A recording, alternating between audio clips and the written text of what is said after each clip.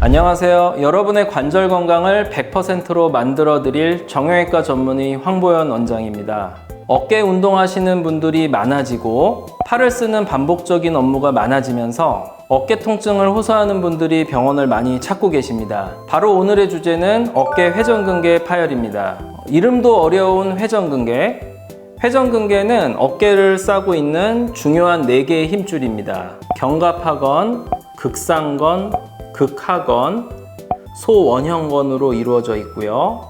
어깨의 회전을 주로 담당합니다. 이러한 힘줄이 손상되는 것을 회전근개 파열이라고 하는데, 그중 극상건이 견봉뼈와 팔뼈 사이의 좁은 공간에 있기 때문에 가장 손상에 취약합니다. 그래서 대부분의 회전근개 파열은 극상건 파열이라고 생각하시면 됩니다. 많은 환자분들이 어깨가 아프면 오십견이라고 들었어요 하고 많이 오십니다. 하지만 이런 분 중에서 실제 오십견인 분들은 일부분입니다. 실제로 회전근개 파열이나 충돌증후군인데 오십견 치료를 받다가 오시는 분들이 많습니다. 회전근개 파열, 충돌증후군, 오십견 모두 어깨 통증이 있고 환자가 느끼는 주관적인 느낌은 모두 비슷하기 때문에 전문가가 직접 진찰하고 제대로 진단을 받고 상태에 맞게 치료를 받으시는 것이 중요합니다. 회전근개 힘줄이 견봉뼈와 팔뼈 사이에서 부딪히면서 아픈 것을 충돌증후군이라고 합니다. 팔의 어떤 특정 강도라든지 방향에서 통증이 있고요. 이와 달리 어깨 관절을 싸고 있는 관절낭에 염증이 심해지면서 두꺼워지고 유착되면서 관절 각도가 굳어지는 것이 오십견입니다. 기본적으로 회전근개 파열이 충돌증후군과 오십견 증상을 동반한 경우가 많기 때문에 증상이 섞여 있어서 환자가 스스로 감별하기는 어렵습니다. 하지만 보존적 치료에도 이러한 증상이 지속되고 특히 밤에 아파서 잠을 못 자거나 팔을 들어 올리고 유지하는 것이 힘들거나 의사가 진찰할 때 회전근개 근력이 떨어져서 팔을 들어 올리지 못하는 것이 체크가 되면 회전근개 파열일 가능성이 높습니다.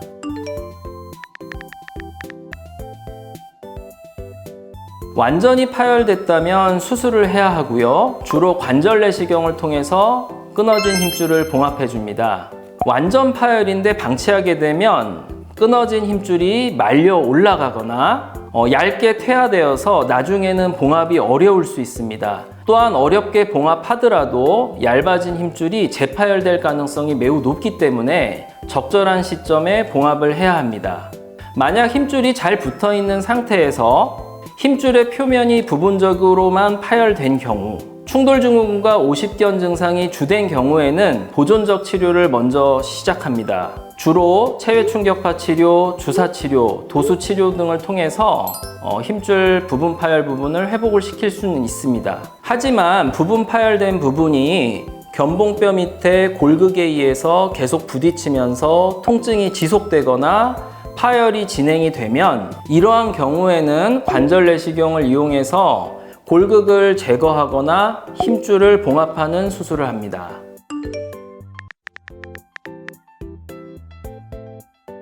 봉합한 힘줄이 어느 정도 안전하게 붙기까지는 약 6주의 시간이 필요합니다. 이 기간 동안에는 보조기를 잘 착용해야 합니다.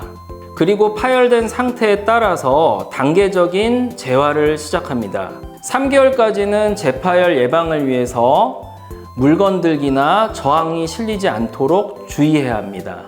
반드시 주치의가 시기에 따라 교육해주는 운동만 하셔야 됩니다. 제가 이야기하지 않았는데도 아무 운동이나 하시거나 보조기를 풀고 다니시는 분들이 있습니다. 제발 그러시면 안 됩니다. 당장은 모르겠지만 나중에 결과가 좋지 않을 수 있습니다. 자, 오늘은 어깨에서 가장 중요한 힘줄인 어깨 회전근개 파열에 대해서 알아봤습니다. 내 어깨 상태가 이런데 회전근개 파열일까요? 충돌증후군일까요? 오십견일까요? 다음 시간에는 더 유익한 내용으로 찾아뵙겠습니다.